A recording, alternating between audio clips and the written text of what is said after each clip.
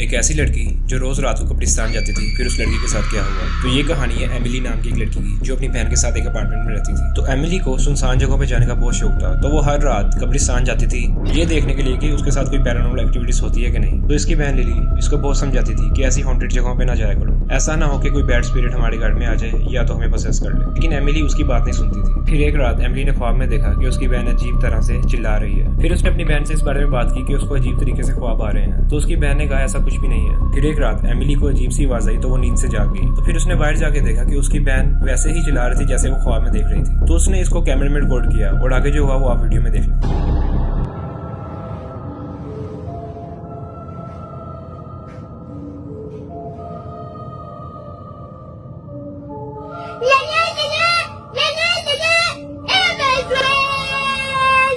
आपकी क्या राय है इस वीडियो के बारे में, ये रियल है या फेक? अगर ये वीडियो अच्छी लगी इस वीडियो को लाइक करें और शेयर करें।